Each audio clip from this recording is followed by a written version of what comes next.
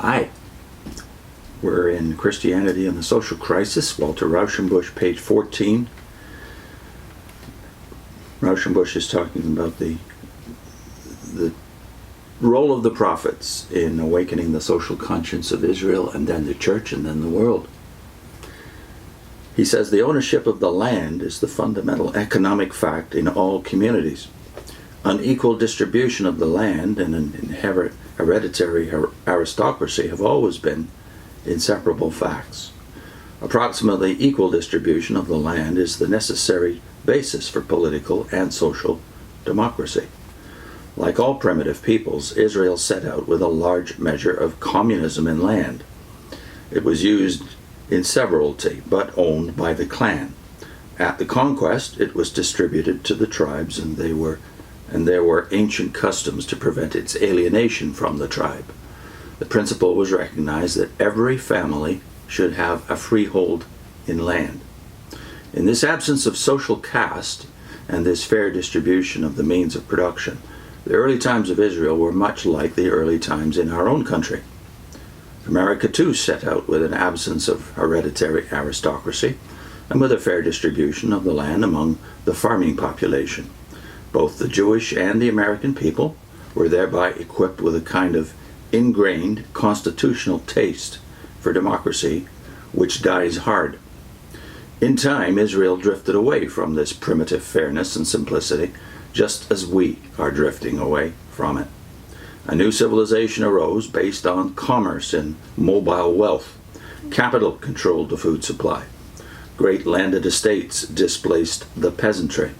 The poor man, without the natural footing on the land, was often pushed over the precipice of want by any special emergency of war, famine, sickness, and was sold into slavery for debt. The cities grew in size and importance. Rich men built stone houses and summer villas and feasted daily on meat and wine, which the poor man tasted perchance thrice a year at the great feasts. Wealthy women robed their persons with the wealth wrung from the poor. As everywhere, this condition, when once created, tended to perpetuate itself and to guard against any reversal. The rich controlled the administration of the law. Priests and magistrates shared in the thirst for the most attractive of all narcotics, wealth. The rich, in their well-fed optimism, were lifted out of the natural human sympathy with the poor. This rapid increase in wealth, with the usual unequal distribution of it, set in during the 40 years preceding Amos. The old democratic instinct of the people angrily resented this upstart tyranny. It is a popular fallacy that long-continued oppression and misery cause revolutionary impatience. On the contrary, it is while the bit is new in the Mustang's mouth that it rears and plunges. When a well-fed and independent people with fresh memories of better days are forced under the yoke, they are sure to protest.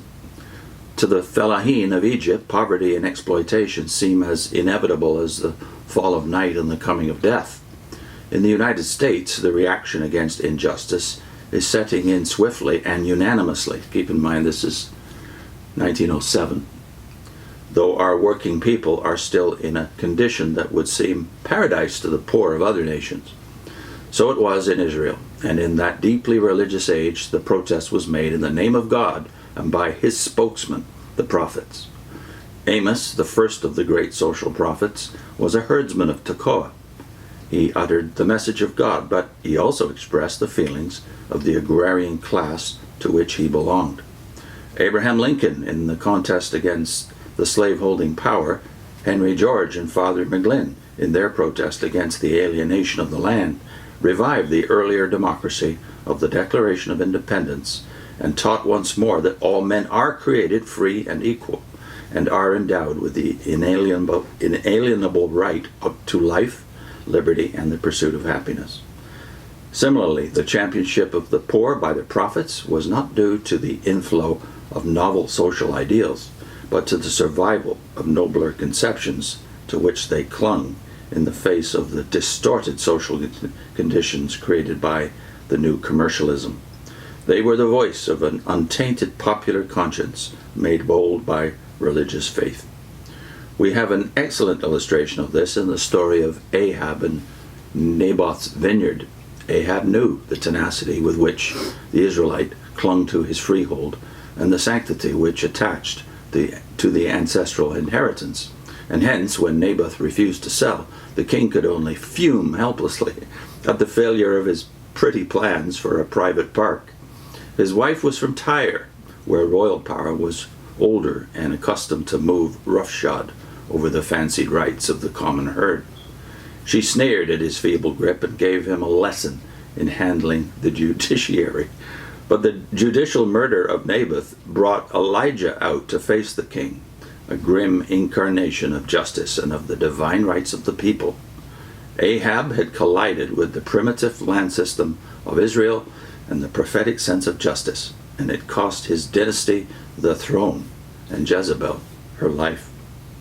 I'm going to link to a video we did on Walter Brueggemann's commentary on this incident of Naboth and Ahab and the immense implications for the concept, of course, of relatively modern times, the divine right of kings. Well, in Israel, it was, as Rauschenbusch plainly says here, the divine right was on the side of all landholders, all citizens of ancient Israel, until commerce took over as the norm shortly after the time of King David's golden rule.